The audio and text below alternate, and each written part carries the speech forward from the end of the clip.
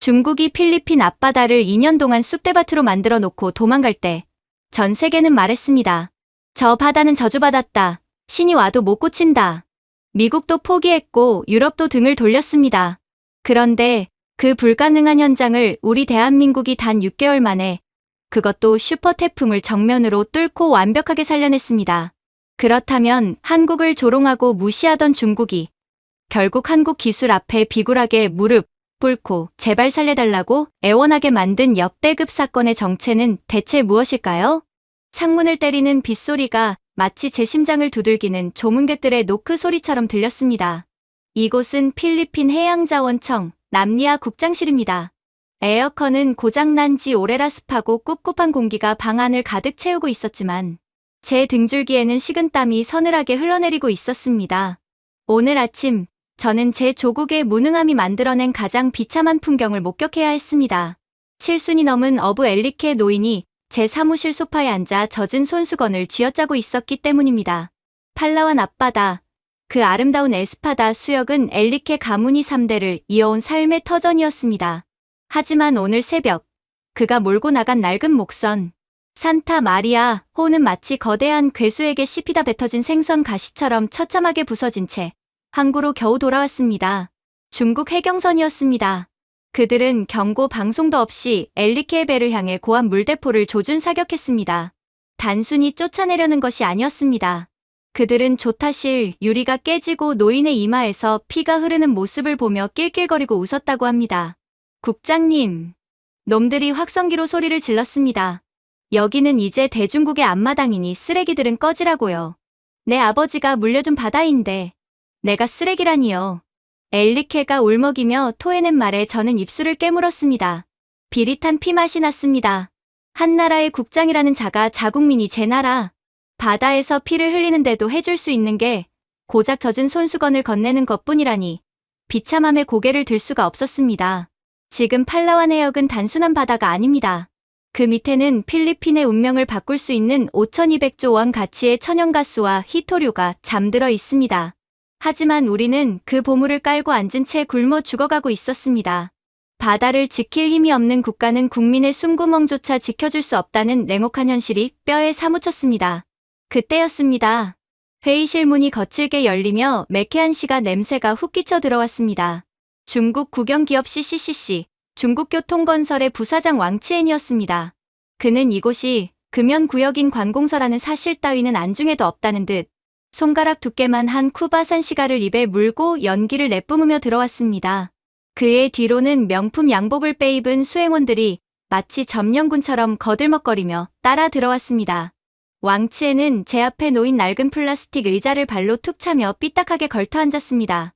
그가 내뱉은 첫 마디는 인사가 아니라 조롱이었습니다. 이바 산토스 국장, 아직도 이 덥고 냄새나는 사무실에서 버티고 있는 건가? 에어컨 하나 못 고치는 나라가 무슨 심해 개발을 하겠다고? 쯧쯧. 우리 대국의 자비가 아니면 당신네는 평생 이 꼴을 못 면할 텐데 말이야. 그의 말투는 협상 파트너에 대한 예의라고는 눈을 씻고 찾아볼 수 없는 주인집 아들이 하인에게 던지는 멸시 그 자체였습니다. 왕치엔이 테이블 위로 두툼한 서류 뭉치를 던지듯 내려놓았습니다. 쿵 소리와 함께 먼지가 피어올랐습니다. 계약서였습니다. 아니, 그것은 계약서라는 탈을 쓴 노비 문서였습니다. 저는 떨리는 손으로 서류를 넘겨보았습니다. 공사기간 60개월, 즉 5년. 건설 비용 40억 달러. 그리고 가장 치명적인 독소 조항, 완공 후 운영권의 70%를 중국이 50년간 소유한다. 이것은 개발이 아니라 명백한 강탈이었습니다. 제가 어이없다는 듯 그를 쳐다보자 왕치에는 시가제를 바닥에 털며 비웃듯 말했습니다. 표정이 왜 그래? 싫으면 관두던가. 어차피 심해 2,500m 아래에 파이프를 박을 기술이 있는 나라는 아시아에 우리 중국뿐이야. 미국 놈들은 너희를 버렸고 유럽 애들은 우리 눈치 보느라 바빠. 선택권이 있는 줄 아나 본데 착각하지 마. 이건 제안이 아니라 통보야. 오늘 자정까지 서명 안 하면 내일부턴 내 책상도 없을 줄 알아. 그의 옆에 앉아있던 중국 측 수석 엔지니어가 태블릿 PC를 켜더니 비웃음을 머금고 브리핑을 시작했습니다.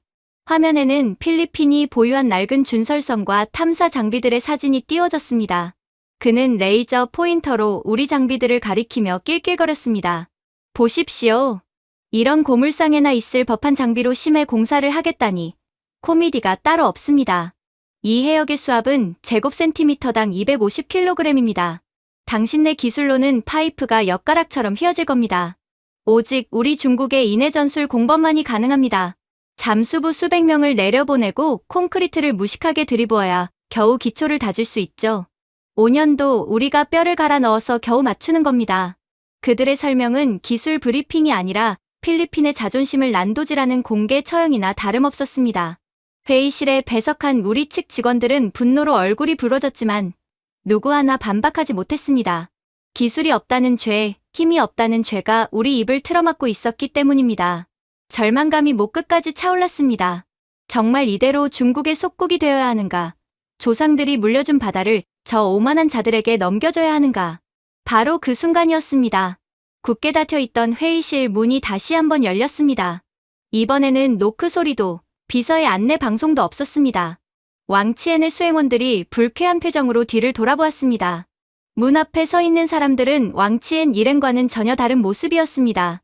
비에 젖은 머리카락, 며칠 밤을 샌 듯 퀭한 눈, 그리고 무엇보다 눈에 띄는 것은 그들이 입고 있는 옷이었습니다. 최고급 이탈리아산 정장이 아니라 기름때와 땀 냄새가 밴 짙은 남색 현장 점퍼였습니다. 왼쪽 가슴에는 태극기가, 오른쪽 가슴에는 한화오션이라는 로고가 박혀 있었습니다. 그들은 마치 방금 거제도 조선소 도크에서 용접을 하다가 날아온 사람들처럼 투박하고 거칠어 보였습니다. 하지만 그들의 눈빛만은 폭풍우 치는 밤바다의 등대처럼 형형하게 빛나고 있었습니다. 맨 앞에 선 남자가 뚜벅뚜벅 걸어 들어왔습니다. 한화오션 해외사업본부장 박상준 전무였습니다. 그는 왕치엔이 뿜어대는 시가 연기를 손으로 휘휘젓지도 않았습니다. 그저 묵묵히 마치 바위처럼 단단한 걸음으로 걸어와 제 앞에 섰습니다. 그의 몸에서는 비릿한 쇠 냄새와 땀 냄새가 났습니다. 하지만 그 냄새는 왕치엔의 역겨운 시가 냄새보다 100배는 더 향기롭게 느껴졌습니다. 그것은 정직한 노동의 냄새였기 때문입니다.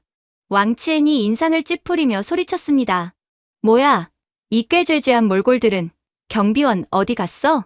어디서 잡상인을 들여보내. 박 전무는 왕치엔을 쳐다보지도 않았습니다. 그는 낡은 가방에서 투박한 군용 노트북 하나를 꺼내 테이블 위에 쿵 하고 올려놓았습니다. 그 묵직한 소리가 회의실의 소음을 일순간에 잠재웠습니다. 박 전무가 입을 열었습니다. 그의 목소리는 낮지만 웅장하게 울려 퍼졌습니다. 산토스 국장님, 늦어서 죄송합니다. 오는 길에 태풍을 만나 비행기가 회항하는 바람에 통통배를 얻어타고 오느라 꼴이 이렇습니다. 하지만 저희가 가져온 제안서는 비에 젖지 않았습니다. 왕치엔이 코웃음을 쳤습니다. 한국, 그 반도체나 만드는 하청 국가가 감히 해양 플랜트의 명함을 내밀어? 야, 너희 배 만들 줄은 아냐? 컨테이너선이나 몇 개 용접해본 주제에 여기가 어디라고 끼어들어. 심해 3000m가 동네 개울인 줄 아나보지. 박 전무는 그제야 고개를 돌려 왕치엔을 바라보았습니다. 경멸도 분노도 없는 무심한 눈빛이었습니다. 그는 조용히 말했습니다. 5년이라고 하셨습니까? 중국 기술로는 5년이 걸린다고요? 왕치엔이 거만하게 턱을 치켜들었습니다. 그래, 우리 위대한 중국의 기술력으로도 5년이다. 너희 같은 조무래기들은 10년도 모자라겠지만. 박 전무가 피식 웃었습니다. 그 웃음은 비웃음이 아니었습니다. 도저히 이해할 수 없는 멍청한 소리를 들은 전문가의 허탈한 웃음이었습니다. 그가 노트북 엔터키를 눌렀습니다. 빔 프로젝터가 켜지고 회의실 벽면에 거대한 영상이 투사되었습니다. 그것은 단순한 설계도가 아니었습니다. 살아 움직이는 듯한 3D 시뮬레이션이었습니다. 박 전무가 단호하게 선언했습니다. 5년은 기술 없는 자들의 변명입니다. 저희 한화오션은 6개월이면 충분합니다. 순간 회의실에 정적이 흘렀습니다. 저도 제 귀를 의심했습니다. 6개월? 미국도 4년, 중국도 5년을 불렀는데 6개월이라니. 왕치엔이 박장대소를 터뜨렸습니다. 미쳤군. 사기를 쳐도 적당히 쳐야지. 6개월? 바다 위에 레고 블록이라도 쌓겠다는 거냐? 물리적으로 불가능해. 박 전무는 동요하지 않고 화면을 가리켰습니다. 화면 속에서는 수백 개의 거대한 강철 블록들이 마치 트랜스포머 로봇처럼 바다 위에서 정교하게 조립되고 있었습니다. 바로 해상부유식 메가블록 조립 공법입니다. 중국은 아직도 1980년대 방식대로 현장에서 시멘트를 들이붓고 용접을 합니다. 그러니 날씨가 나쁘면 쉬어야 하고 파도가 치면 멈춰야 하죠. 사람이 직접 들어가니 사고도 잦고 불량률도 높습니다. 마치 흙으로 빚은 도자기를 굽기도 전에 비를 맞히는 꼴입니다. 하지만 저희는 다릅니다. 대한민국은 이미 모든 공정을 육상에서 끝냅니다. 오차 범위 0.01mm, 거제도에서 완벽하게 제작된 모듈을 가져와 현장에서는 조립만 합니다. 날씨, 상관없습니다. 밤, 저희에겐 낮과 같습니다. 왕치엔의 얼굴이 불그락푸르락해졌습니다. 말도 안 돼. 그 무거운 걸 어떻게 바다 위에서 오차 없이 조립해. 파도가 치는데, 배가 흔들리는데. 박 전무가 다음 슬라이드를 넘겼습니다. 화면에는 복잡한 수식과 함께 뇌 신경망처럼 얽힌 데이터 지도가 나타났습니다. 이것이 바로 한국의 AI 기반 디지털 트윈 시스템입니다.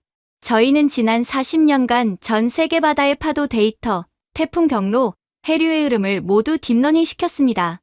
중국 기술자들은 하늘을 보며 비가 올지 점을 치겠지만 우리 한국의 AI는 파도가 칠각도와 세기를 0.1초 단위로 예측해서 선박의 중심을 잡습니다. 중국이 사람 머릿수로 밀어붙이는 인해 전술을 쓸 때 우리는 인공지능이 제어하는 육축 로봇팔로 작업을 합니다. 이건 차원이 다른 싸움입니다. 소달구지와 스포츠카를 비교하는 셈이죠. 박 전무의 말은 거침이 없었습니다. 특히 히토류 추출 기술에 대한 설명은 충격적이었습니다. 히토류를 예로 들어보죠. 중국은 히토류를 얻기 위해 산에 강산을 들이붓습니다. 땅은 죽고 지하수는 썩어 들어가죠. 50%는 버려지고 환경은 파괴됩니다. 하지만 우리 한국이 독자 개발한 플라즈마 이온 분리 기술을 보십시오. 그는 화면에 깨끗한 물과 함께 반짝이는 금속 가루가 추출되는 영상을 띄웠습니다. 현장에서 즉시 고순도 정제가 가능합니다. 오염 물질 배출 제로, 회수율 99.9%. 중국이 흙을 퍼다가 팔아먹을 때 우리는 현장에서 바로 반도체 등급의 소재를 만들어냅니다. 이게 바로 기술 격차라는 겁니다. 왕치엔이 들고 있던 시가를 바닥에 떨어뜨렸습니다. 타닥, 불똥이 튀었지만 그는 그것을 밟을 생각도 하지 못한 채 멍하니 화면을 바라보았습니다. 그의 턱이 빠질 듯 벌어져 있었습니다. 중국 측 엔지니어들의 얼굴은 사색이 되었습니다. 그들이 자랑하던 대국의 기술이라는 것이 한국의 압도적인 최첨단 시스템 앞에서는 그저 어린아이의 소꿉장난처럼 초라해 보였기 때문입니다. 박 전무가 마지막 쐐기를 박았습니다. 그는 주머니에서 꼬깃꼬깃한 종이 한 장을 꺼냈습니다. 그것은 계약서 초안이었습니다. 저희는 운영권 따위 필요 없습니다. 필리핀의 자원은 필리핀의 것입니다. 저희는 정당한 공사비만 받겠습니다. 대신 조건이 하나 있습니다. 공사 기간 동안 필리핀 현지 인력을 30% 고용하고 저희의 기술을 그들에게 전수하게 해주십시오. 물고기를 잡아주는 게 아니라 잡는 법을 알려드리고 가겠습니다. 저는 눈시울이 뜨거워졌습니다.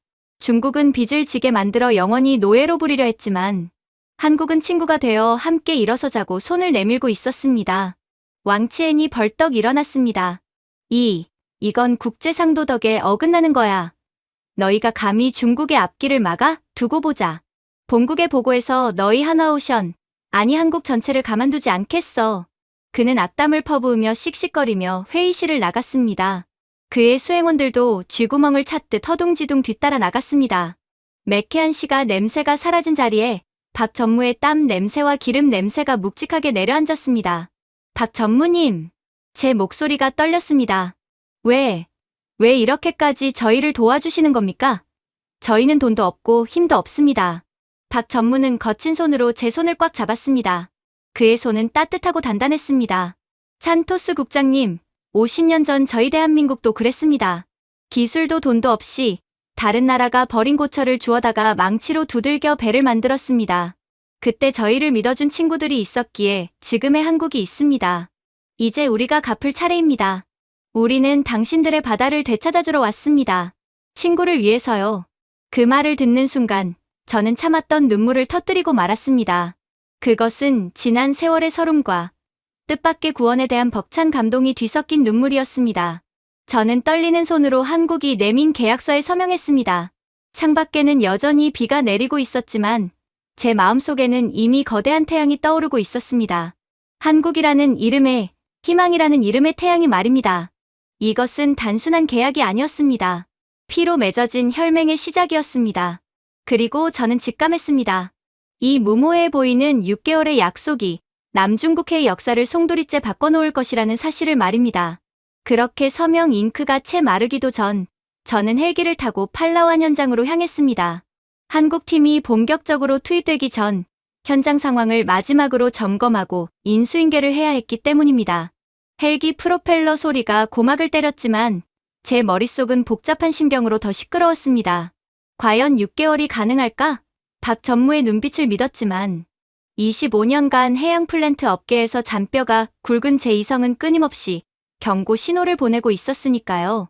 하지만 상공에서 내려다본 팔라완 앞바다는 제 걱정이 사치스럽게 느껴질 만큼 그야말로 처참한 지옥도였습니다.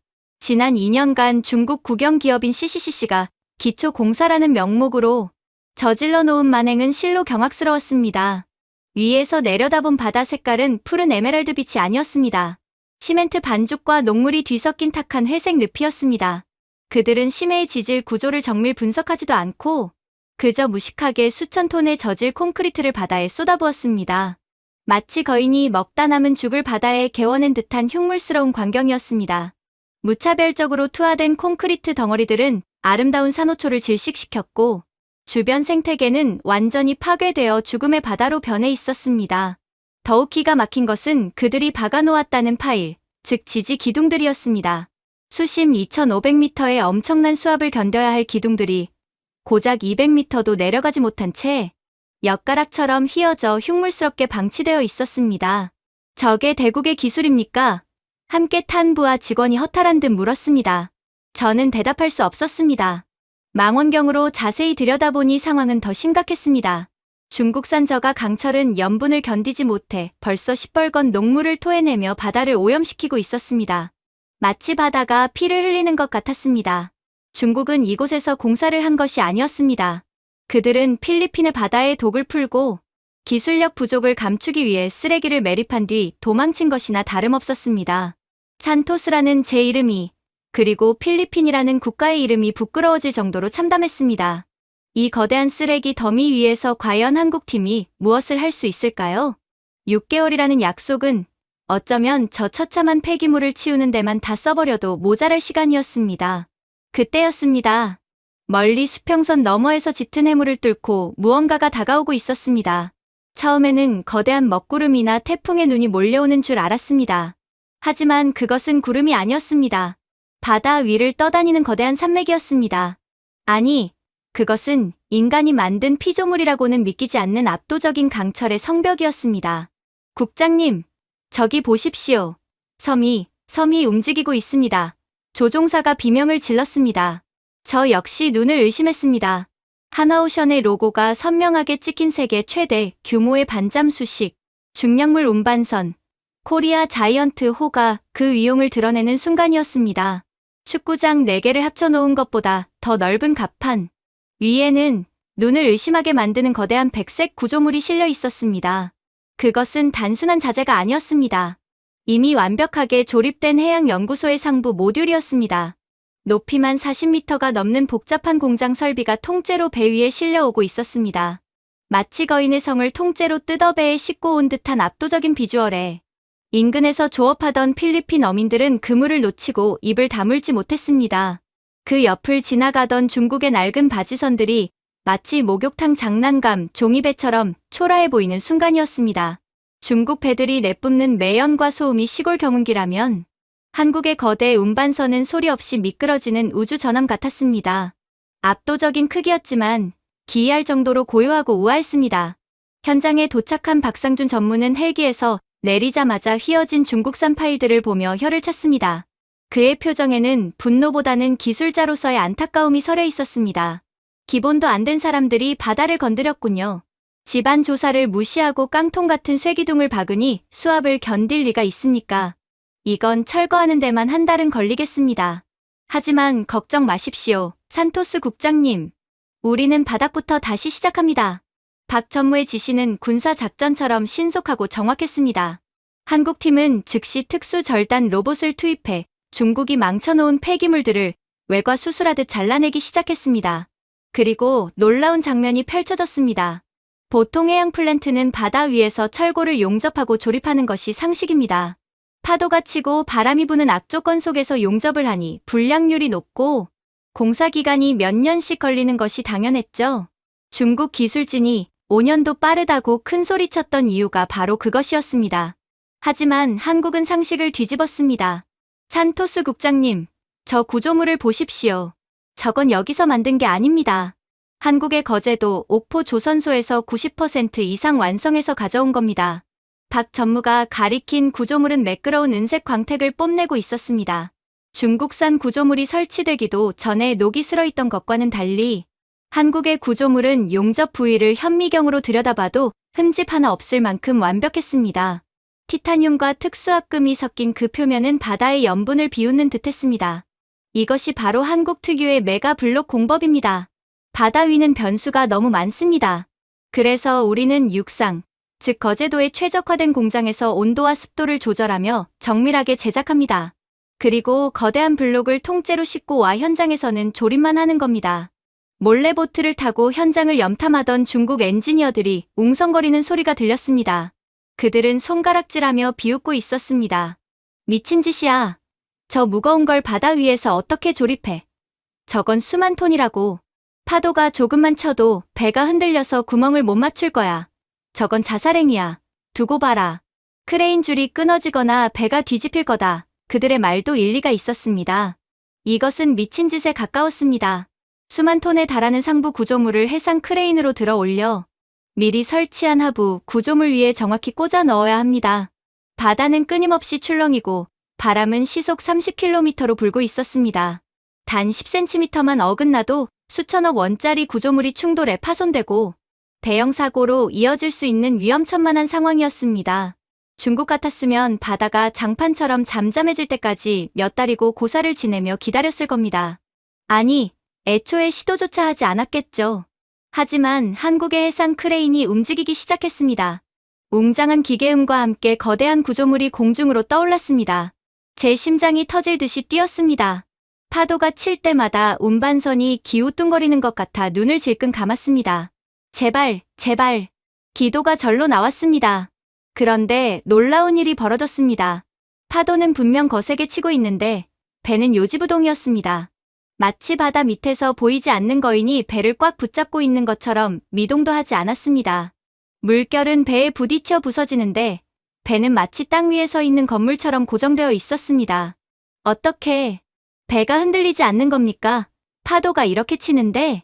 제가 떨리는 목소리로 묻자 통제실에 있던 한국인 엔지니어가 모니터를 가리키며 덤덤하게 대답했습니다.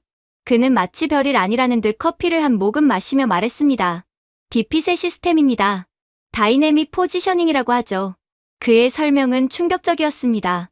한국의 AI 시스템이 위성 GPS와 센서를 통해 파도의 높이, 조류의 속도, 바람의 방향을 0.01초 단위로 분석합니다.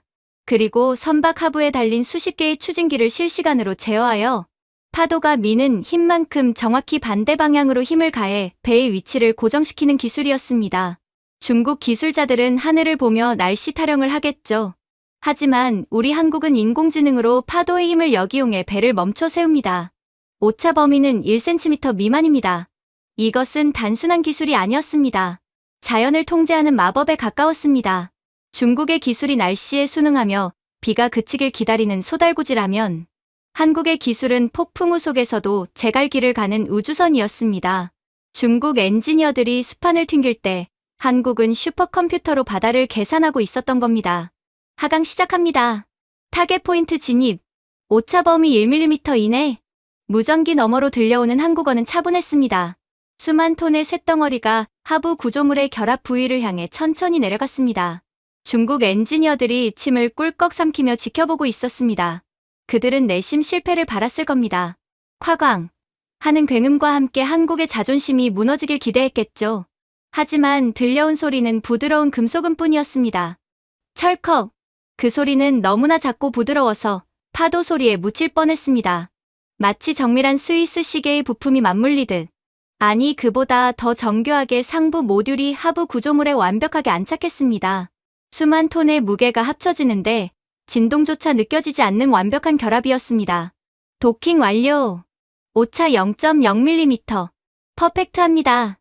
통제실에서 환호성이 터져 나왔습니다. 저도 모르게 박 전무의 손을 잡았습니다.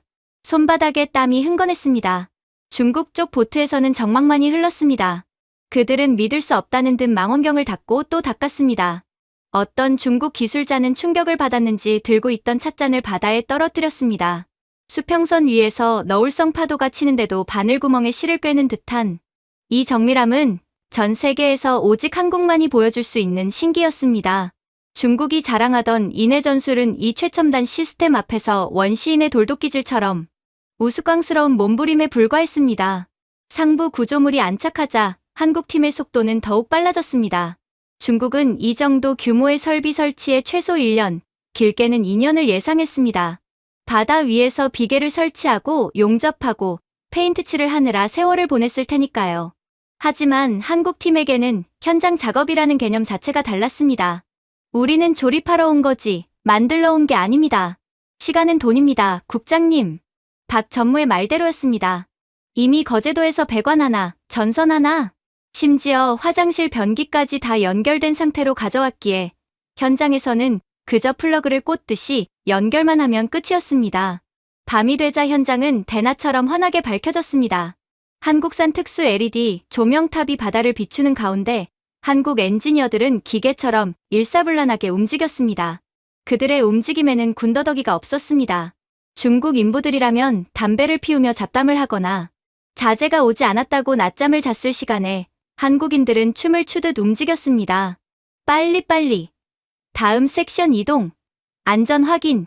한국인들의 입버릇인 빨리빨리는 단순히 서두르는 것이 아니었습니다. 그것은 철저한 사전 준비와 완벽한 시뮬레이션이 있기에 가능한 자신감의 속도였습니다. 그들은 뛰지 않았지만 빨랐고 서두르지 않았지만 정확했습니다. 1년이 걸릴 것이라던 상부 구조물 설치와 배관 연결 작업은 놀랍게도 단 일주일 만에 마무리되었습니다. 망원경으로 이를 지켜보던 중국 기술진이 저건 사람이 아니라 기계다. 귀신이 고칼 노릇이다라며 혀를 내두르고 도망치듯 철수할 정도였습니다. 그리고 마침내 일주일 뒤 팔라완 바다 한복판에 기적이 우뚝 섰습니다. 해수면 위로 120m 높이의 거대한 해상연구소가 그 위용을 드러낸 것입니다. 은색으로 빛나는 강철의 성벽, 그 복잡하고 아름다운 구조물은 단순한 공장이 아니었습니다. 그것은 필리핀의 잃어버린 주권을 되찾아준 등대였습니다. 노을이 질 무렵 연구소의 가장 높은 곳에서 깃발이 올라가기 시작했습니다. 박 전무와 제가 나란히 섰습니다. 바람에 펄럭이는 태극기와 필리핀 국기가 교차하며 개양되는 순간 항구에 모여있던 수천 명의 필리핀 어민들이 환호성을 질렀습니다. 살라마 코리아. 그 함성 소리는 파도 소리를 덮을 만큼 거대했습니다. 피눈물을 흘리던 어부 엘리케 노인도 낡은 배를 타고 연구소 근처까지 나와 손을 흔들고 있었습니다. 그의 얼굴에는 더 이상 두려움이 없었습니다. 저 거대한 강철의 성벽이 한국이 만들어준 저 요새가 중국 해경선 따위는 감히 접근조차 못하게 막아줄 것이라는 믿음이 있었기 때문입니다. 저는 벅차오르는 감동을 누르며 연구소를 올려다보았습니다. 갯벌 같던 죽음의 바다가 한국의 기술을 만나 생명의 기지로 다시 태어났습니다. 중국이 2년 동안 흉물스러운 쓰레기만 남길 때 한국은 단 6개월의 약속 중 초기 공정을 일주일 만에 끝내버리며 실력을 증명했습니다. 이것은 단순한 건설이 아니었습니다. 무너진 자존심을 세우는 예술이었습니다. 그리고 이제 우리는 알게 되었습니다. 이 바다 위에 세워진 것은 차가운 쇳덩어리가 아니라 한국이라는 친구가 보내준 뜨거운 진심이라는 것을 말입니다. 하지만 그러한 가슴 벅참도 잠시 이내 충격적인 일이 터지고 말았습니다. 그것은 마치 하늘이 한국팀의 소위 오만을 벌하려는 신의 형벌처럼 보였습니다. 기적처럼 우뚝 선 해상연구소를 보며 안도의 축배를 든 지 불과 사흘째 되던 날이었습니다. 남리아 통제실의 메인 위성 모니터에 시뻘건 소용돌이 하나가 거대하게 피어올랐습니다. 필리핀 기상청이 급하게 슈퍼 태풍 등급으로 격상시킨 제22호 태풍 레이였습니다. 중심 기압 915헥토파스칼, 최대 풍속 시속 260km, 수치만으로는 감이 오지 않을 수도 있습니다. 하지만 현장에 있던 저는 직감했습니다.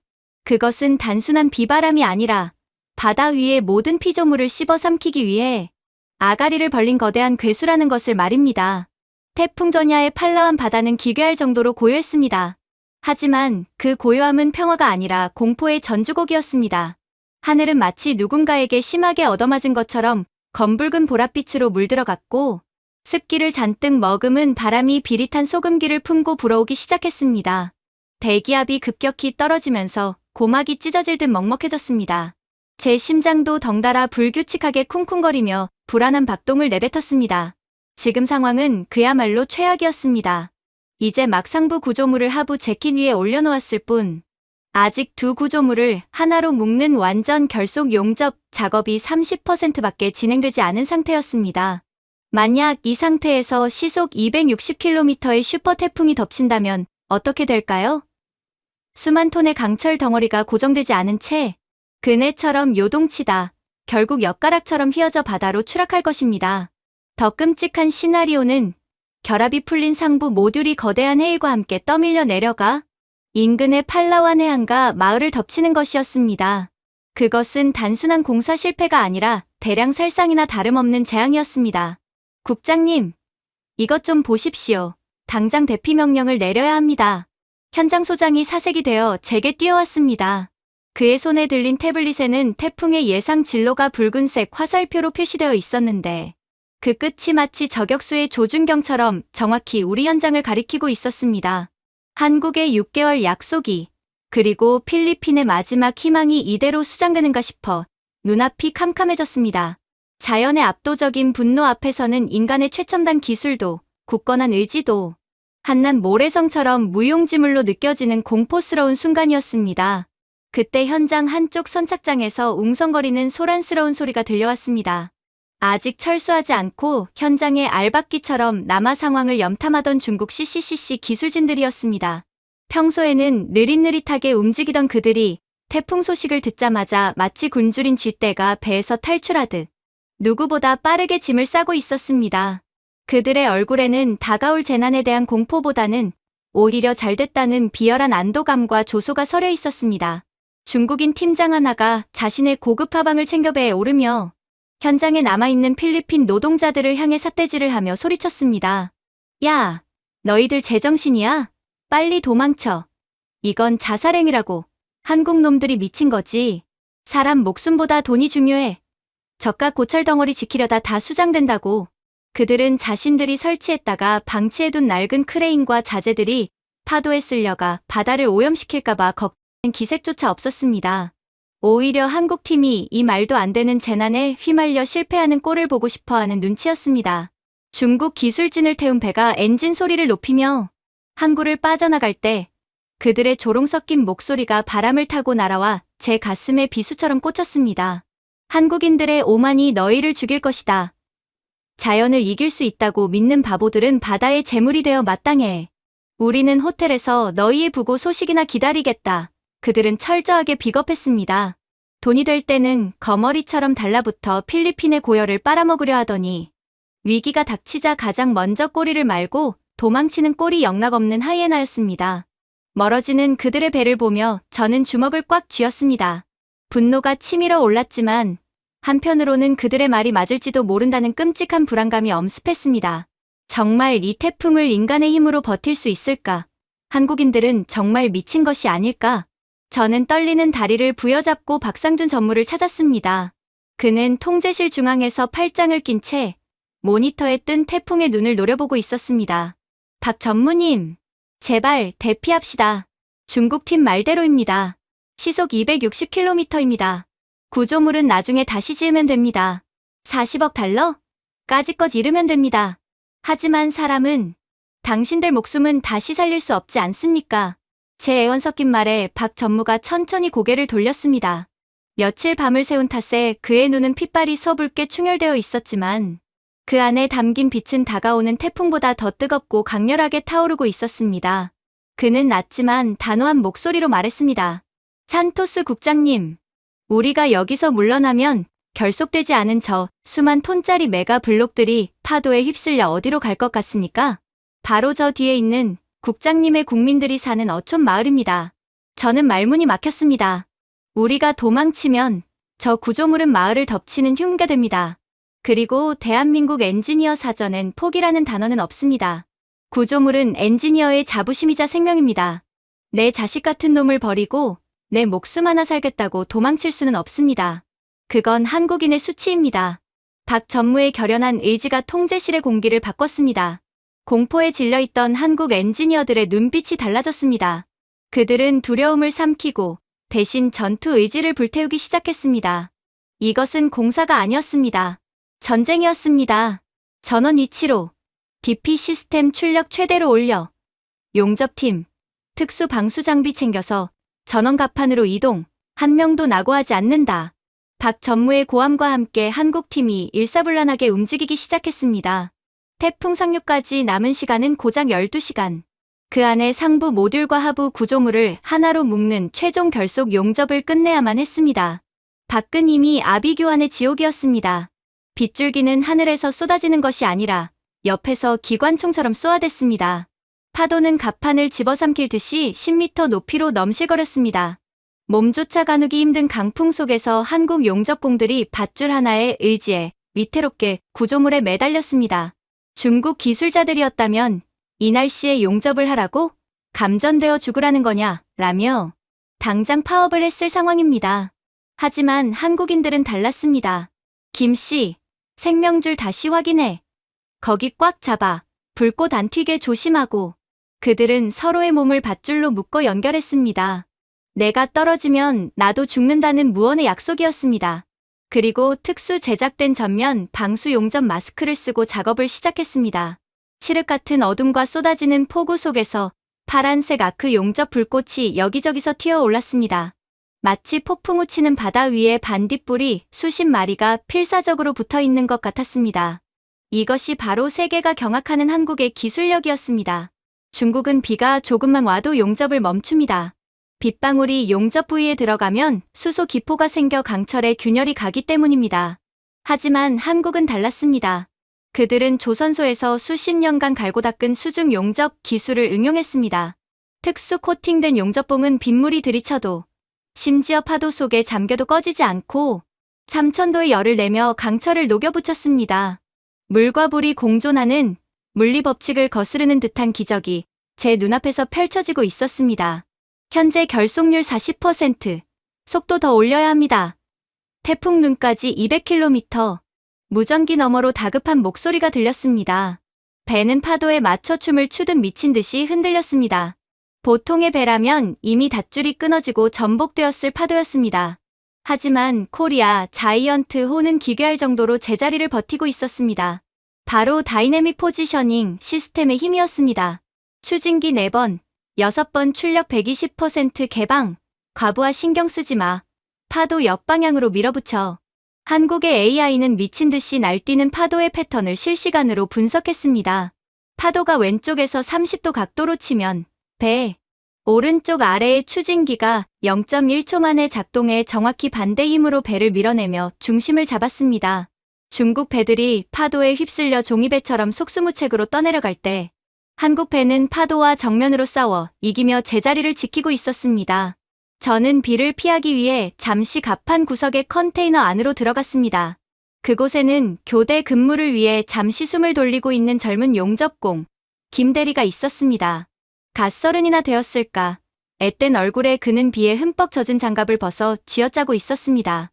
그의 손은 물에 불어 하얗게 부르터 있었고 여기저기 날카로운 철판에 긁혀 찢어진 상처에서는 붉은 피가 배어나오고 있었습니다. 괜찮나? 이보게, 정말 괜찮은 건가? 제가 걱정스레 묻자 그는 입가에 묻은 빗물을 닦으며 씩 웃었습니다. 아이고, 국장님. 괜찮습니다. 한국 거제도에선 더한 날씨에도 배 만들었는데요 뭐. 이 정도는 샤워하는 셈 쳐야죠. 그가 품 안 깊숙한 곳에서 비닐로 꽁꽁 싸맨 무언가를 꺼냈습니다. 작은 사진 한 장이었습니다. 갓 태어난 아기와 아내의 모습이 담겨 있었습니다. 딸입니다. 이제 100일 지났어요. 사실 돌잔치도 못 보고 왔습니다. 이 녀석 분유가 벌러왔는데 여기서 죽으면 쪽팔려서 애 얼굴 어떻게 보겠습니까? 그의 눈시울이 붉어졌습니다. 저는 가슴이 먹먹해져 아무 말도 할 수 없었습니다. 중국인들은 살겠다고 다 도망갔네. 자네들은 왜? 왜 도망가지 않았나? 솔직히 무섭지 않은가? 김 대리는 사진을 다시 품속 심장 가까운 곳에 넣으며 헬멧을 고쳐 썼습니다. 그리고 제 눈을 똑바로 쳐다보며 말했습니다. 무섭죠. 저도 사람인데 안 무섭겠습니까? 파도가 집채만하게 덮치는데 다리가 후들거립니다. 하지만 국장님, 약속했잖습니까? 6개월 안에 끝내주겠다고. 대한민국 엔지니어는 자기 물건 버리고 도망 안 갑니다. 그리고 그가 갑판박, 폭우 속에서 번쩍이는 용접 불꽃들을 가리켰습니다. 저기 우리 형님들이 목숨 걸고 매달려 있습니다. 제가 도망가면 저 형님들이 더 힘들어집니다. 한국 사람은 의리 빼면 시체 아닙니까? 같이 살고 같이 죽어야죠. 그는 다시 축축한 장갑을 끼고 망설임 없이 빗속으로 뛰어들었습니다. 그의 뒷모습이 거대한 파도보다, 저 거대한 구조물보다 더 커 보였습니다. 그 순간 저는 깨달았습니다. 한국이 강한 이유는 단순히 AI 기술이 뛰어나서가 아니었습니다. 바로 저 사람들이 있기 때문입니다. 가족을 위해, 동료를 위해, 그리고 한번 뱉은 약속을 지키기 위해 자신의 안위를 기꺼이 희생하는 저 바보 같은 책임감. 그것이 한국을 세계 최강으로 만든 진짜 원동력이었습니다. 중국이 돈을 쫓아 기술을 흉내낼 수는 있어도 저 뜨거운 심장과 헌신만큼은 절대 복사할 수 없을 것입니다. 밤새도록 폭풍우는 멈추지 않았습니다. 하늘이 찢어질 듯한 천둥 소리 사이로 끊임없이 지지직, 지지직 하는 용접 소리가 들렸습니다. 그것은 마치 자연의 분노에 맞서는 인간의 비명 같기도 했고 희망을 노래하는 전사의 함성 같기도 했습니다. 저는 밤새 기도했습니다.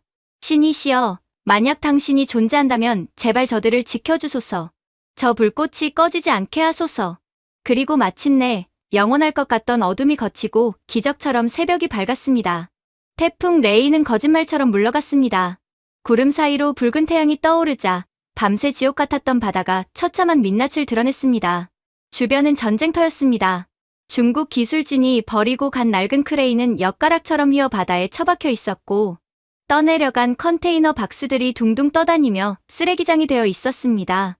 하지만 그 폐허의 한가운데에 단 하나 멀쩡한 것이 있었습니다. 서 있다. 그대로 서 있어. 현지 직원들이 울음을 터뜨리며 뛰쳐나갔습니다. 해상연구소였습니다. 밤새 그 난리를 겪고도 단 1cm의 뒤틀림도 없이 꼿꼿하게 서 있었습니다. 아침 햇살을 받아 반짝이는 은색. 구조물은 마치 태풍 따위는 아무것도 아니었다는 듯 위풍당당하게 빛나고 있었습니다. 가까이 다가가 보니 연결 부위마다 촘촘하게 박힌 은빛 용접 자국들이 보였습니다. 그것은 기계가 한 것이 아니었습니다. 사람이, 한국의 엔지니어들이 밤새 피와 땀으로 새겨넣은 승리의 훈장이었습니다. 구조물 아래쪽 갑판에는 지쳐 쓰러져 잠든 한국 용접공들이 여기저기 누워 있었습니다. 그들은 흙탕물 범벅이 된 차가운 바닥에서도 서로의 등에 기대어 세상 모르고 코를 골고 있었습니다.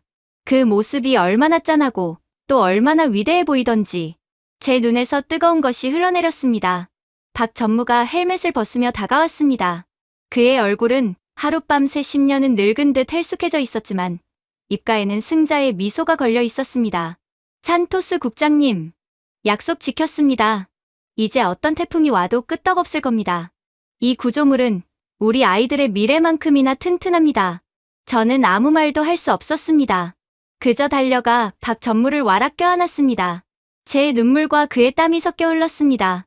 고맙습니다. 정말 고맙습니다. 당신들은 진짜 영웅입니다. 팔라완 바다 위에 우뚝 선 저 강철의 성벽은 이제 단순한 건물이 아니었습니다.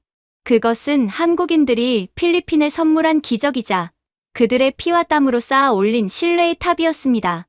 태풍도 중국의 조롱도 꺾지 못한 한국인의 뚝심. 그것이 바로 우리가 그토록 찾아 헤매던 희망의 실체였습니다. 그러나 이러한 영웅 같은 한국의 기적도 잠시, 일단 당장 해결해야 하는 심각한 문제가 있었습니다. 바로 태풍 레이가 핥히고 간 팔라완의 바다는 마치 폭격 맞은 전쟁터와 다를 바 없었기 때문이죠. 중국 측이 철수라는 명목하에 무책임하게 버리고 간 녹슨 크레인과 컨테이너 박스들이 흉물스럽게 바다 위를 떠다니며 팔라완의 자랑이던 에메랄드빛 바다를 거대한 쓰레기장으로 만들고 있었습니다. 그들은 자신들의 장비가 산호초를 부수건 기름을 유출의 환경을 파괴하건 상관하지 않았습니다. 도망칠 때 챙겨가지도 않은 그 폐기물들을 보며 정말이지?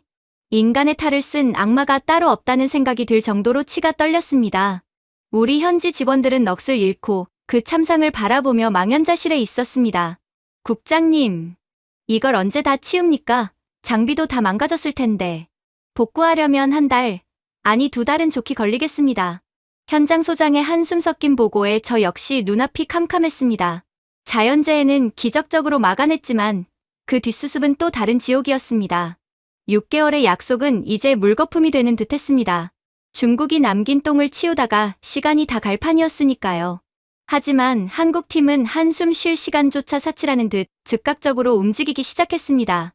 태풍이 물러가고 파도가 잠잠해지기도 전 박상준 전무의 지시에 따라 한국 엔지니어들은 마치 전투 모드로 돌변했습니다. 그들은 빗물이 채 마르기도 전에 K긴급 복구 프로토콜을 가동했습니다. 중국 같았으면 어땠을까요? 본사에 지원 요청했다. 자재가 없다. 예산이 부족하다 핑계를 대며 몇 날 며칠을 숙소에서 술판이나 벌이며 허송세월했을 겁니다. 하지만 한국팀은 달랐습니다. 그들은 마치 이 재난 상황을 처음부터 예견이라도 한 듯 방수포에 덮여있던 예비 부품들을 즉시 꺼내 들었고 파손된 유압 라인과 전기 배선에 메뚜기 떼처럼 달라붙어 수리하기 시작했습니다. 빨리빨리. 3번 섹션 유압 라인 체크. 전기 배선 다시 깔아. 동작 봐라. 굼뜨지 마라. 현장은 순식간에 죽음의 정적에서 활기찬 기계음으로 가득 찼습니다. 멀리 안전지대에서 망원경으로 이 모습을 지켜보던 중국 CCCC 기술진들의 입이 떡 벌어졌습니다. 그들은 자신들의 눈을 의심했습니다. 저게 사람입니까? 저 사람들 잠도 안 잡니까? 어떻게 태풍이 지나간 지 하루 만에 메인 크레인이 다시 돌아갑니까? 저건 미친 짓입니다. 그들은 혀를 내두르며 경악했습니다. 중국식 센 법으로는 부품을 조달하고 수리하는데 최소 45일이 걸릴 견적이었습니다. 하지만 한국팀은 놀랍게도 단 48시간, 꼬박 이틀 밤을 새워 모든 시스템을 정상화시켰습니다. 48시간. 그것은 단순한 복구가 아니라 마법에 가까운 재건이었습니다. 눈이 퀭한 박 전무에게 다가가 제발 좀 쉬십시오. 이러다 쓰러지겠습니다 라고 권했지만 그는 기름때 묻은 얼굴로 씩 웃으며 대답했습니다. 산토스 국장님, 납기가 생명입니다. 저희 대한민국 엔지니어 사전엔 지연이라는 단어는 있어도 포기라는 단어는 없습니다. 잠은 죽어서 자면 됩니다. 지금은 일할 때입니다. 그 든든하고 무식할 정도로 우직한 모습에 저는 눈시울이 붉어졌습니다. 하지만 우리의 시련은 여기서 끝이 아니었습니다. 태풍으로도 한국팀을 꺾지 못하자 독이 바짝 오른 왕치엔 부사장이 최우위, 그리고 가장 비열하고 더러운 카드를 꺼내 들었기 때문입니다. 바로 국제사회가 경악하는 악명 높은 해상 민병대였습니다. 복구가 완료된 다음 날 아침, 수평선이 검게 물들기 시작했습니다. 처음에는 거대한 물고기떼나 기름 유출인 줄 알았습니다. 하지만 그것은 붉은 오성홍기를 단 낡은 어선 200여 척이었습니다. 그들은 마치 썩은 고기를 찾아온 하이에나 떼처럼 몰려와 우리 연구소를 겹겹이 포위하는 소위 양배추 전술을 펼치기 시작했습니다. 겉으로는 어선으로 위장했지만 실제로는 뱃머리에 쇠창을 달고 선체에는 철판을 두른 정부의 지원을 받는 해상 깡패들이었습니다. 그들은 우리 연구소로 들어오는 보급로를 완전히 차단했습니다. 식량과 식수, 그리고 시추에 필요한 핵심 자재를 실은 보급선이 접근하려 하자 떼를 지어 달려들어 위협 기동을 하고 고압 물대포를 쏘아댔습니다. 심지어 보급선 선장에게 계속 접근하면 격침시키겠다고 협박까지 서슴지 않았습니다. 졸지에 우리는 망망대해 한가운데 고립된 섬이 되어버렸습니다. 왕치엔의 목소리가 공용 무전 채널을 통해 들려왔습니다. 산토스 국장, 그리고 한국 쥐새끼들. 잘 들리나? 거기서 굶어 죽어라. 물 한 모금, 쌀 한 톨도 들어가지 못할 거다. 그 잘난 고철 덩어리가 너희의 관짝이 될 것이다. 살고 싶으면 지금이라도 무릎 꿇고 기어나와. 한국 기술. 배고픔 앞에서도 그게 통하나 보자. 그의 목소리는 섬뜩할 정도로 차갑고 잔인했습니다. 고립 3일차, 식량이 바닥을 드러냈습니다. 더 심각한 건 식수였습니다. 적도 부근의 뜨거운 태양 아래서 물이 없다는 건 사형선고나 다름없었습니다. 한국 엔지니어들은 비상식량인 생라면을 부셔 먹으며 버텼지만 탈수 증세로 하나둘 쓰러지기 시작했습니다. 입술은 바짝 말라 갈라졌고 눈은 퀭해졌습니다. 하지만 필리핀 해군은 중국의 보복이 두려워 그리고 중국 해경선의 위세에 눌려 감히 접근조차 하지 못했습니다. 절망적이었습니다. 왕치에는 우리가 굶주림에 지쳐 서로를 원망하고 물어뜯으며 자멸하기를 느긋하게 기다리고 있었습니다. 인간이길 포기한 그 악랄함에 치가 떨려 잠조차 오지 않았습니다. 고립된 지 4일째 되던 날 새벽이었습니다. 짙은 해무가 바다를 덮고 있었습니다. 멀리서 무언가가 다가오는 소리가 들렸습니다. 중국 어선들의 경박한 경적 소리와는 차원이 다른 마치 심해의 그가 포효하는 듯한 묵직하고 웅장한 백고동 소리였습니다. 부앙! 그 소리는 뱃속 내장까지 울릴 정도로 깊고 거대했습니다. 해무가 천천히 걷히며 거대한 회색빛 선체가 유령처럼 모습을 드러냈습니다. 저게 뭐지? 중국 민병대 선원들이 웅성거리는 소리가 들렸습니다. 안개를 뚫고 나타난 것은 대한민국 해군 제7기동전단의 기함, 세종대왕급, 이지스 구축함이었습니다. 길이 166m, 만재 배수량 1만 톤이 넘는 그 압도적인 위용 앞에 중국 민병대 어선 200척은 마치 목욕탕에 띄워놓은 장난감, 플라스틱 오리처럼 초라하고 우스꽝스러워 보였습니다. 선체 가장 높은 곳에는 태극기가 선명하게 펄럭이고 있었습니다. 그 순간 제 가슴속에서 뜨거운 무언가가 울컥하고 치밀어 올라 목구멍을 막았습니다. 세종대왕함은 단순한 배가 아니었습니다.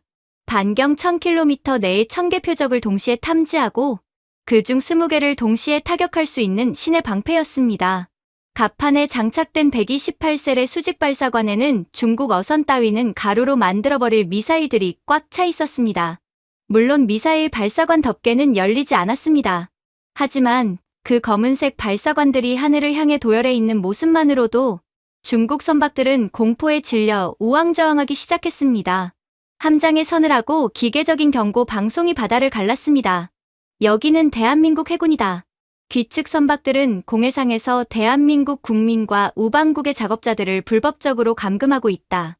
이는 국제법 위반이며 명백한 도발 행위다. 즉시 항로를 비키지 않으면 우리 국민 보호를 위해 필요한 모든 조치를 취하겠다. 다시 한번 경고한다. 3분 내로 항로를 개방하라. 그 목소리는 차분했지만 거부할 수 없는 절대적인 힘이 실려 있었습니다. 필요한 모든 조치. 그 말의 의미를 중국인들이 모를 리 없었습니다. 그들은 한국 해군이 한번 물면 절대 놓지 않는 미친개라는 것을 역사적으로 너무나 잘 알고 있었습니다. 왕치엔이 무전으로 버텨 절대 길을 내주지 마라고 고래고래 소리를 질렀지만 겁을 먹은 중국 어선 선장들은 명령을 무시하고 하나둘 뱃머리를 돌려 도망치기 시작했습니다. 홍해가 갈라지듯 길이 열렸습니다. 그 사이로 우리의 보급선이 당당하게 들어왔습니다. 한국 이지스함의 거대한 그림자 아래서 호위를 받으며 들어오는 보급선을 보며 현장에 있던 우리 모두는 만세를 불렀습니다. 왕치엔의 비열한 협박은 한국의 압도적인 무력 앞에 짖는 개 소리가 되어버렸습니다. 봉쇄가 풀리고 보급품이 도착하자 한국팀은 지체 없이 심해 시추 작업을 시작했습니다. 이제 진짜 승부를 볼 시간이었습니다. 4000m 아래 잠든 가스층을 뚫어야 했습니다. 과거 중국이 2년 동안 매달렸지만 드릴만 수십 개를 부러뜨려 먹고 실패했던 금화의 구간이었습니다. 중국 기술자들은 저 안반은 다이아몬드보다 단단한 현무 안반이라 절대 뚫을 수 없다. 신이 와도 못 뚫는다고 저주를 퍼부었었죠. 하지만 한국은 또다시 그들의 상식을 파괴했습니다. 박 전무가 지시를 내렸습니다. K스마트 드릴 비트 장착, 회전수 3000rpm, 진입 시작. 한국이 자체 개발한 이 드릴 비트는 일반적인 공업용 다이아몬드보다 3배 더 강한 인공 합성 소재로 만들어져 있었습니다. 게다가 드릴 끝에는 초미세 진동 센서와 AI 칩이 달려 있어 안반의 강도를 0.001초마다 감지하고 회전 속도와 압력을 자동으로 조절하는 지능형 시추 시스템이 적용되어 있었습니다. 중국이 무식하게 힘으로만 쾅쾅 밀어붙이다 드릴을 부러뜨릴 때 한국은 AI가 뇌수술을 하듯 정교하고 부드럽게 안반을 깎아내려 갔습니다. 통제실 모니터의 그래프가 수직으로 하강했습니다. 심도 2500m 통과, 3000m, 3500m, 진입속도 마하 0.5급 유지 중. 중국 기술진이 1년을 파도 못 뚫었던 구간을 한국팀은 단 하루 만에 두부 자르듯 뚫고 지나갔습니다. 이를 지켜보던 중국 감시원들의 눈이 휘둥그레지다 못해 튀어나올 것 같았습니다. 말도 안 돼. 저게 가능해. 저 안반 강도가 얼만데 어떻게 진동도 없이 뚫고 들어가는 거야? 그들이 경악하는 사이 한국 엔지니어는 커피를 한 모금 마시며 무덤덤하게 보고했습니다. 드릴 비트 마모율 0.1%. 아주 스무스합니다. 중국산 드릴은 이물질이 많아서 잘 부러졌나 보네요. 그의 여유. 그것은 기술의 격차에서 오는 압도적인 품격이었습니다. 중국이 땀 흘리며 삽질할 때 한국은 버튼 하나로 산을 옮기고 있었습니다. 하지만 왕치에는 포기하지 않고 본국에 더 강력한 군사적 지원을 요청하려 했습니다. 그때였습니다. 그의 휴대폰이 미친 듯이 울리기 시작했습니다. 전화를 받은 왕치엔의 얼굴이 흙빛으로, 아니 시체처럼 하얗게 변해갔습니다. 전화기 너머로 중국 본사 회장의 고함 소리가 쩌렁쩌렁하게 들렸습니다. 야, 이 멍청한 놈아. 내가 필리핀에서 무슨 짓을 했길래 한국이 부품 공급을 끊었어. 너 때문에 상하이 조선소가 멈췄단 말이야. 당장 사과해. 당장. 왕치에는 몰랐을 겁니다. 중국이 자랑하던 상하이 조선소의 세계적인 초대형 LNG 운반선들이 사실은 한국산 핵심 부품 없이는 고철 덩어리에 불과하다는 사실을 말입니다. 배의 심장인 엔진 부품부터 뼈대를 잇는 특수 용접봉, 심지어 선박을 제어하는 항법 소프트웨어까지 모두 메이드 인 코리아였습니다. 한국 본사에서 팔라완 현장의 안전이 보장되지 않으면 중국 향 부품 수출을 전면 중단하겠다고 선언하자마자 중국의 거대 조선소 라인이 올스톱된 것입니다. 부품 재고는 고작 3일치, 라인이 멈추면 하루 손실만 5천억 원, 위약금까지 합치면 천문학적인 액수였습니다. 중국은 겉으로는 대국인 척했지만 실상은 한국의 기술 없이는 아무것도 못 만드는 기술 식민지나 다름없었습니다. 왕치에는 부들부들 떨며 전화를 끊었습니다.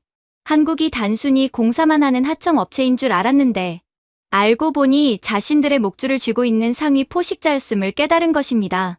그는 한국의 이지스함 앞에서는 무력으로, 산업 현장에서는 기술로, 그리고 경제적으로는 부품 의존도로 철저하게 짓밟혔습니다. 그리고 마침내 그 순간이 왔습니다. 목표 심도 4,000m 도달, 가스압 상승 중, 점화 준비, 카운트다운이 시작되었습니다. 5, 4, 3, 2, 1점, 점화. 플랫폼 꼭대기에 솟은 굴뚝에서 거대한 불기둥이 뿜어져 나왔습니다. 쾅! 하는 소리와 함께 시뻘건 불꽃이 밤하늘을 대낮처럼 환하게 밝혔습니다. 그것은 단순한 가스불꽃이 아니었습니다. 필리핀의 눈물을 닦아주는 희망의 빛이자 중국의 오만과 탐욕을 태워버리는 심판의 화염이었습니다. 그 거대한 불기둥 아래서 패배를 직감한 중국 선단은 도망치듯 뱃머리를 돌렸습니다. 왕치에는 고개를 푹 숙인 채 어둠 속으로 사라졌습니다. 현장의 필리핀 노동자들은 서로를 부둥켜 안고 오열했습니다. 25년 동안 빼앗겼던 바다, 가난과 굴욕의 세월이 그 불꽃과 함께 날아가고 있었습니다. 저는 벅차오르는 가슴을 부여잡고 독백했습니다. 보아라. 저 불꽃은 한국이 우리에게 선물한 자유의 횃불이다. 우리는 이제 노예가 아니다.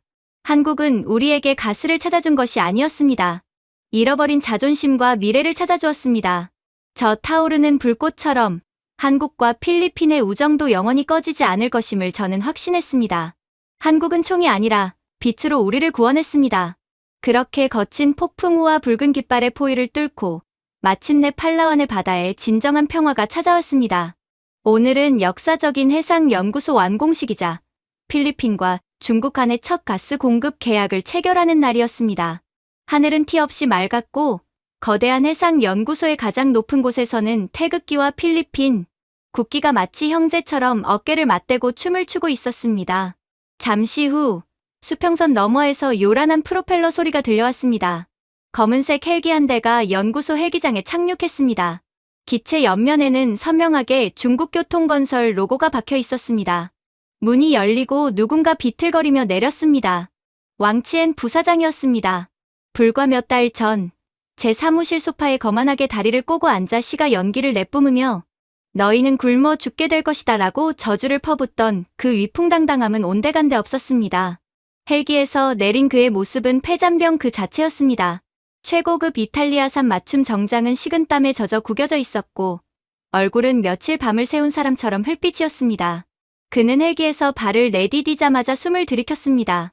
자신의 머리 위로 거대하게 펄럭이는 태극기, 그리고 그 아래에 도열에 있는 수백 명의 한국 엔지니어들이 뿜어내는 승자의 아우라가 그를 짓누르고 있었기 때문입니다. 그는 마치 단두대로 끌려가는 죄인처럼 고개를 푹 숙인 채 행사장으로 걸어왔습니다. 박상준 전무와 제가 단상 위에 앉아 그를 내려다보았습니다. 6개월 전과는 완벽하게 뒤바뀐 구도였습니다. 그때는 우리가 그를 올려다보며 사정해야 했지만 지금은 그가 우리를 올려다보며 자비를 구해야 하는 처지였습니다. 왕치엔이 떨리는 손으로 가죽 가방에서 계약서를 꺼냈습니다. 그것은 필리핀산 천연가스를 중국에 공급해달라는 사실상의 항복 문서였습니다. 박 전무님, 그리고 산토스 국장님. 그의 목소리는 모기 소리처럼 기어들어갔습니다. 부디 가스 공급을 부탁드립니다. 지금 상하이 공단이 전력난으로 멈추기 직전입니다. 이대로 가면 제 목이 달아납니다. 제발. 박 전무는 아무 말 없이 차가운 눈빛으로 그를 응시했습니다. 그 침묵은 왕치엔에게 그 어떤 욕설보다 더 큰 공포였습니다. 왕치엔의 이마에서 식은땀이 비 오듯 쏟아져 바닥을 적셨습니다. 서명을 하기 위해 재킷 안주머니에서 만년필을 꺼내려던 그의 손이 심하게 떨렸습니다. 딸그락. 정적 속에 만년필이 바닥으로 굴러떨어졌습니다. 굴러가는 소리가 유난히 크게 울렸습니다. 왕치엔은 허둥지둥 바닥을 기며 펜을 주었습니다. 과거 제 책상에 시가제를 털며 거드름을 피우던 그 손이 이제는 공포와 수치심으로 제 기능을 못하고 있었습니다. 엎드려 펜을 줍는 그의 등이 처량하게 떨리고 있었습니다. 그 모습을 보며 저는 12년간 가슴 속에 묵혀왔던 체증이 한순간에 씻겨 내려가는 짜릿한 전율을 느꼈습니다. 이것이 바로 정의였습니다. 총 한 방 쏘지 않고 오직 실력과 팩트만으로 오만한 자를 무릎 꿇리는 대한민국 기술의 힘.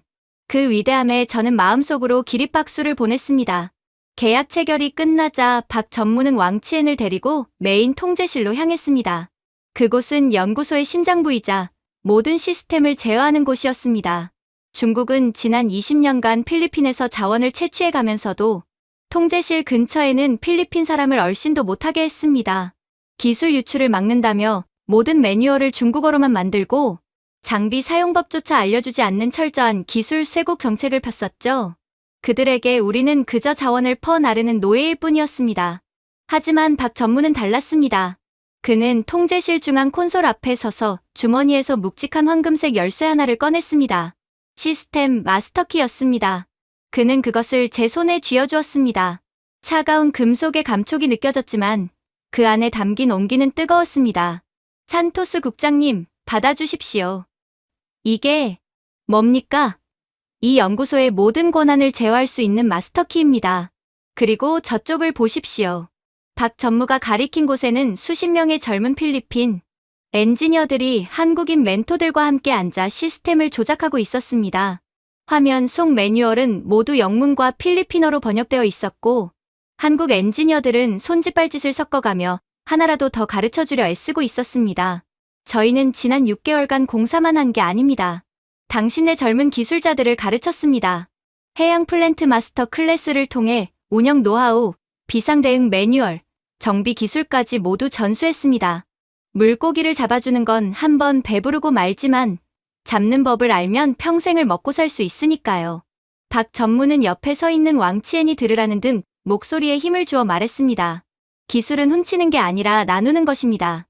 그리고 진정한 강대국은 파트너를 노예가 아니라 친구로 대우합니다. 산토스 국장님, 이 기술은 이제 당신들의 것입니다. 스스로 지키십시오. 그럴 자격이 있습니다. 그 말을 듣는 순간 옆에 서 있던 왕치엔의 얼굴이 홍당무처럼 붉어졌습니다.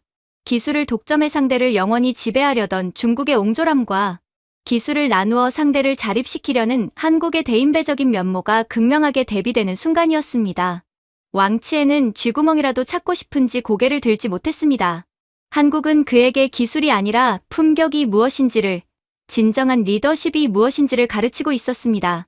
행사장의 분위기가 무르익을 무렵 뜻밖의 손님이 찾아왔습니다. 중국 해경선의 물대포에 배가 부서지고 피눈물을 흘렸던 어부 엘리케 노인이었습니다. 그는 여전히 낡고 허름한 옷을 입고 있었지만 표정만은 그 어느 때보다 밝고 환했습니다.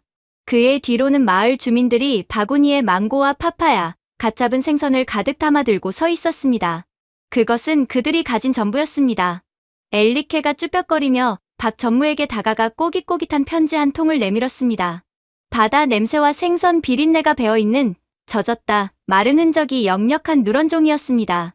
저 전무님, 우리 마을 사람들이 쓴 겁니다. 글씨를 아는 사람이 별로 없어서 우리 손녀가 대신 썼는데 삐뚤빼뚤합니다만 박 전무는 그 더러워진 편지를 마치 세상에서 가장 귀한 보물지도처럼 소중하게 두 손으로 받아들었습니다. 그리고 천천히 소리내어 읽기 시작했습니다. 한국에서 온 천사들에게 우리는 평생 바다가 무서웠습니다. 중국 배가 언제 와서 우리를 쫓아낼지 몰랐으니까요. 하지만 당신들이 오고 나서 밤바다의 불빛을 볼 때마다 우리는 안심하고 잠을 잡니다. 당신들이 지어준 이 거대한 성이 우리를 지켜주니까요. 우리 아이들은 이제 저 불빛을 보며 꿈을 꿉니다. 당신들은 우리의 산타클로스입니다. 부디 건강하게 돌아가세요. 우리는 죽을 때까지 죽어서도 한국을 위해 기도하겠습니다. 투박하고 맞춤법도 틀린 문장들이었지만 그 속에 담긴 진심은 그 어떤 화려한 외교 문서보다 묵직하고 강렬했습니다. 편지를 읽던 박 전무의 목소리가 가늘게 떨렸습니다. 험한 현장에서 산전수전 다 겪은 강철 같던 한국 용접공들의 눈시울이 붉어졌습니다. 그들은 기름때 묻은 거친 손으로 눈물을 훔쳤습니다. 어르신, 저희가 더 감사합니다. 한 거구의 한국인 용접공이 엘리케의 거친 손을 두 손으로 잡고 울먹였습니다. 저희 아버지도 어부셨습니다. 평생 파도와 싸우시다 돌아가셨죠. 어르신을 뵐 때마다 아버지가 생각나서 더 열심히 용접했습니다. 물 한 방울 안 새게 만들었으니 이제 마음 편히 고기 잡으세요. 만선하세요. 그것은 국경을 초월한 노동자와 노동자가 나누는 뜨거운 연대였습니다. 차가운 강철 구조물 위에서 가장 따뜻한 인간의 드라마가 펼쳐지고 있었습니다. 그때였습니다. 어디선가 아이들의 맑은 노랫소리가 들려왔습니다. 아기 상어 뚜루루 뚜루 귀여운 뚜루루.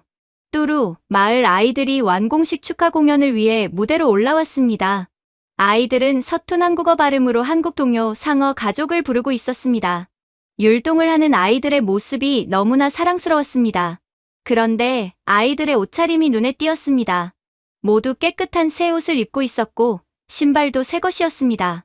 손에는 한화오션 스티커가 붙은 학용품 세트가 들려 있었습니다.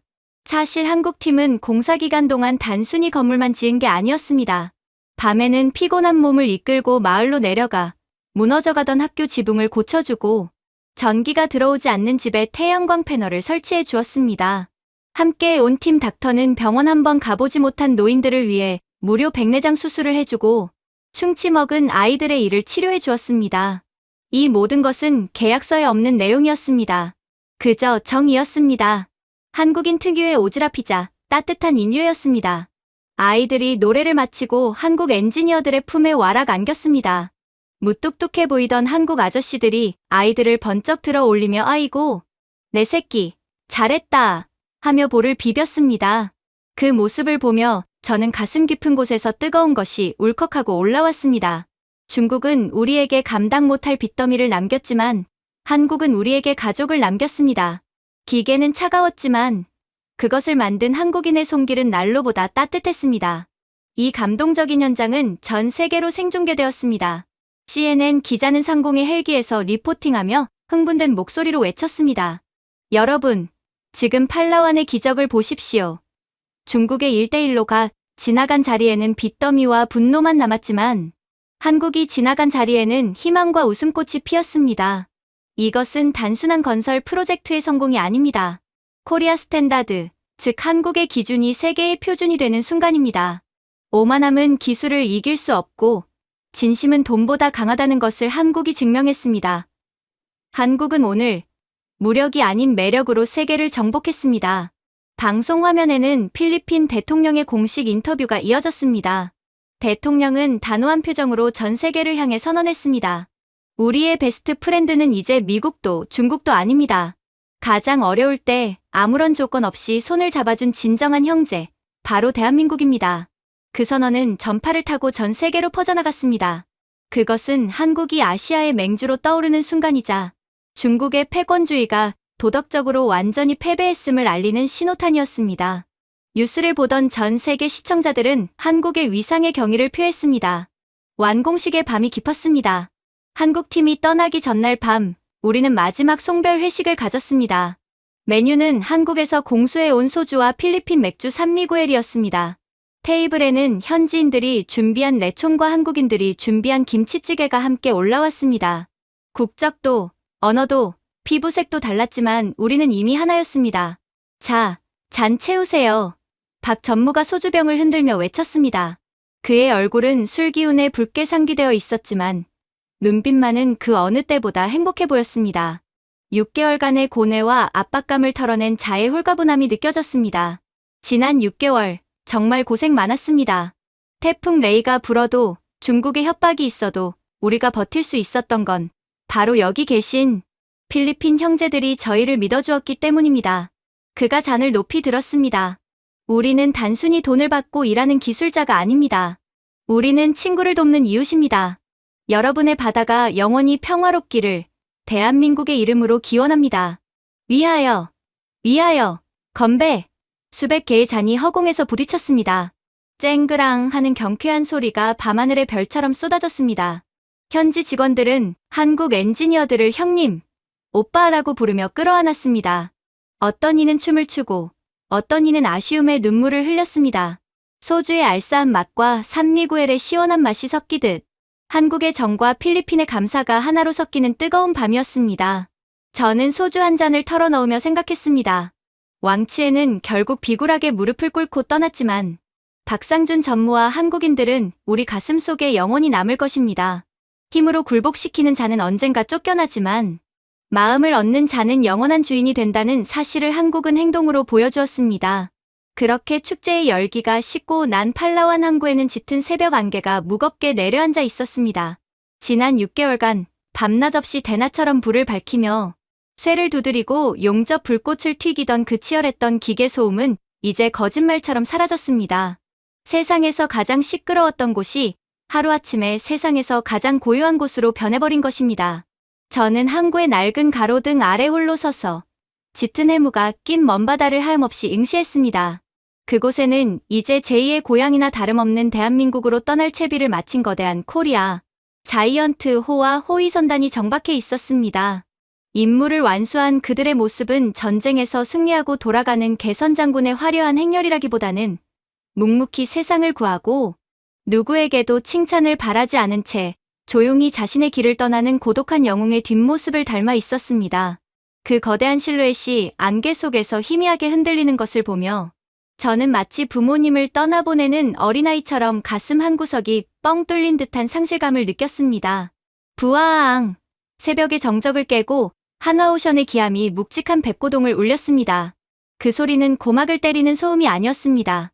잠든 필리핀의 대지와 바다, 그리고 우리들의 영혼을 깨우는 거인의 하품처럼 웅장하게, 그리고 가슴 저리게 울려 퍼졌습니다. 닻을 감아올리는 쇠사슬 소리가 들리고 거대한 스크류가 물살을 가르며 하얀 포마를 일으키기 시작했습니다.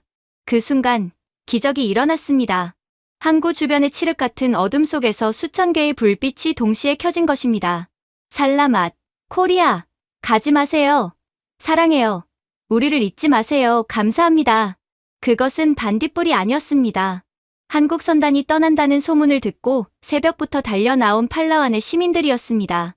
한국 엔지니어들이 선물해준 가방을 맨 아이들, 지팡이를 짚은 노인들, 아이를 업은 여인들이 부두를 가득 메우고 있었습니다.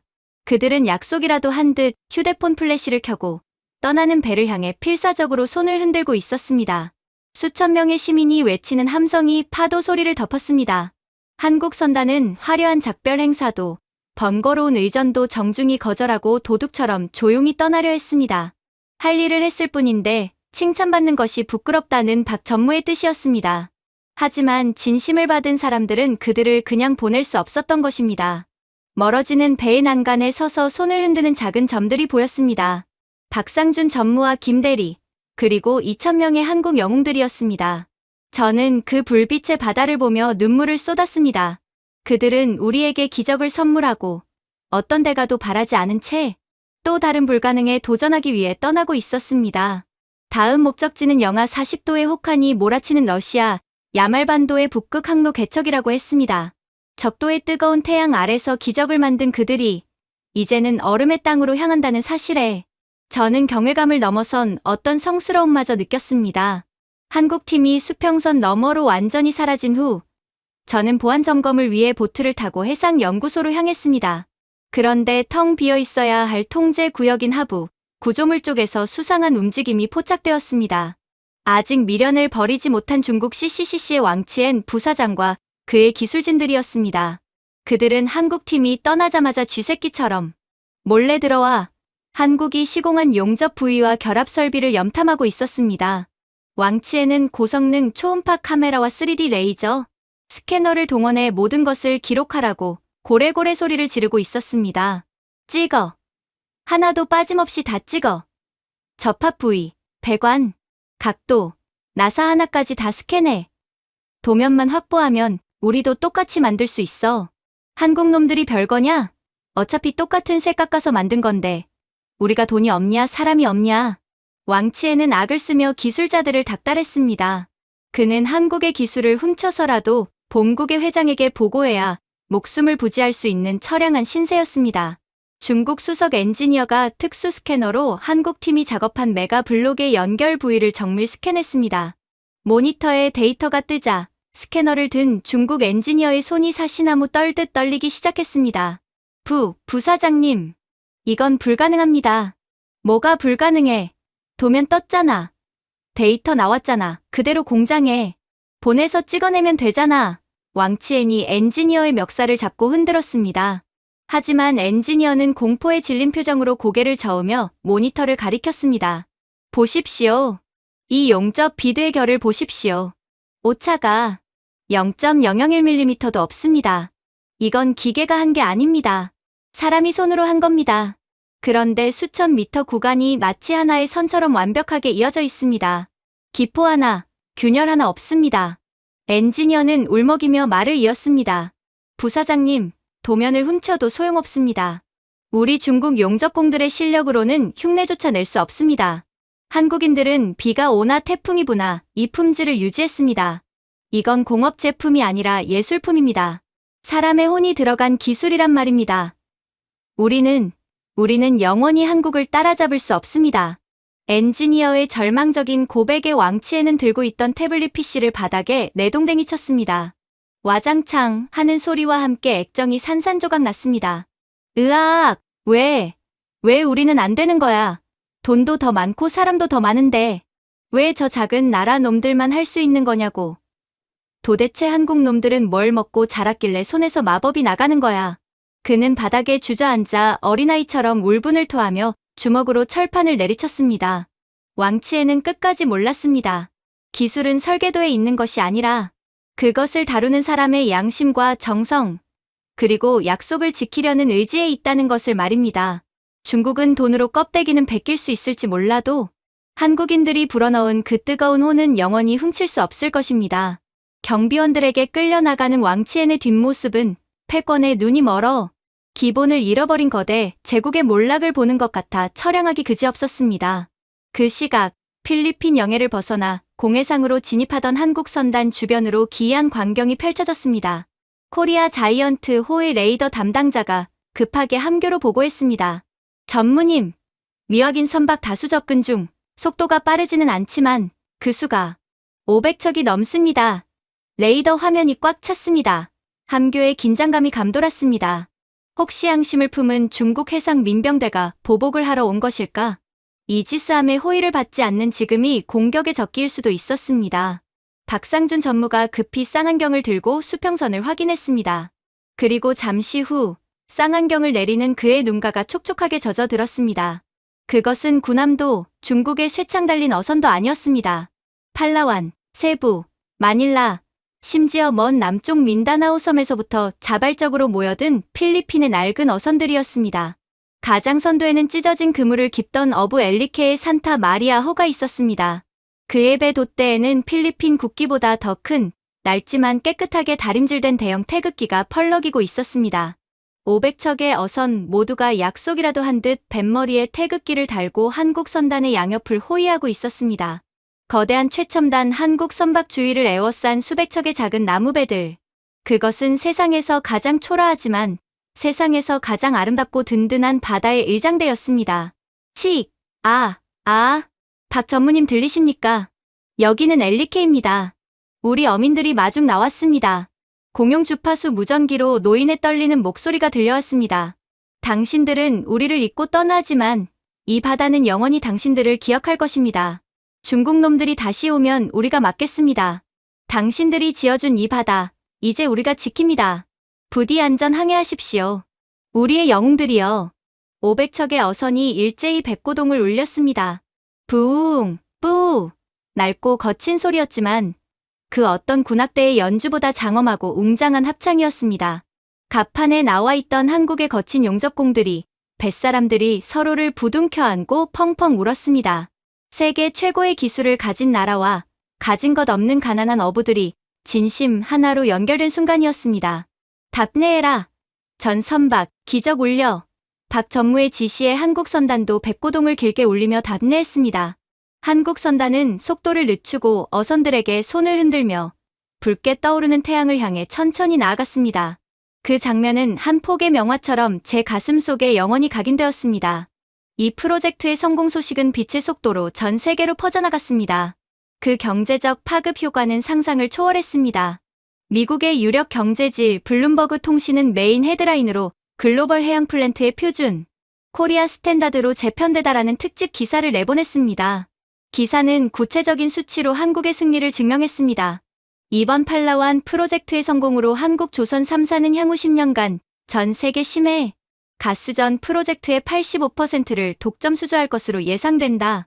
현재 확정된 수주 잔고만 300조 원에 달한다. 이는 반도체 수출액을 뛰어넘는 수치다. 반면 저가 공세와 불량 시공으로 일관하던 중국 국영 기업들은 신뢰도 추락으로 인해 중동과 아프리카에서 맺었던 기존 계약마저 줄줄이 파기당하고 있다. 실제로 뉴욕 증시와 런던 증시에서 한국 해양 관련 기업들의 주가는 연일 신고가를 경신하며 폭등했습니다. 반대로 중국 CCCC와 CNOOC의 주가는 곤두박질치며 시가총액의 40%가 증발했습니다. 더 놀라운 것은 낙수 효과였습니다. 한국의 기적 같은 성공을 지켜본 사우디아라비아, 브라질, 노르웨이 등 자원 부국들이 앞다투어 한국에 러브콜을 보냈습니다. 중국은 필요 없다. 웃돈을 줄 테니 제발 한국팀을 보내달라. 한국이 아니면 우리 바다를 맡길 수 없다. 이것이 글로벌 시장의 냉정한 평가였습니다. 한국은 이번 프로젝트로 단순히 공사비 몇 조 원을 번 것이 아니었습니다.